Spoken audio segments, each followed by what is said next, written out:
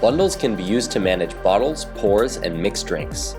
Suppose I sell wine by the bottle and by the glass. With a bundle, I can make sure the inventory always comes out of the same place. The first step is to create the wine product. Then add the first variant, the bottle, and fill in the corresponding fields. Next, add the glass as a variant within the same product. You can also add the single as its own standalone product, but for the point of this example, we'll keep it under one product. Then enter the price and leave the cost, par, and reorder quantities blank. This is because the cost is automatically generated based on the portion of the bottle used for each glass. Now turn the glass into a bundle by clicking this gear wheel.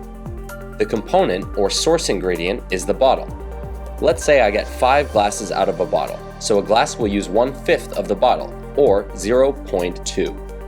To make that calculation, you simply divide 1 by 5. This is instructing Thrive to deduct 0.2 out of the bottle's count every time a glass is sold. A bundle's inventory count is a projection of the amount of possible units that can be sold based on the component's inventory count. When I sell a bottle, the glass count will decrease by 5, and when I receive a bottle, it will increase by 5.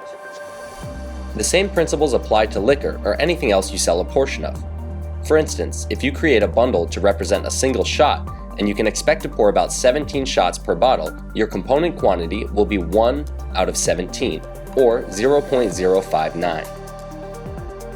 When setting up mixed drinks, just add all of the components to the bundle as well as the decimal value being taken from each bottle. Using bundles will make tracking accurate inventory, cost, and profit a breeze. For more information, tutorials, and step-by-step guides, visit the help documents linked below. If you need additional assistance, contact our customer care team using the chat bubble in the bottom right corner of our website.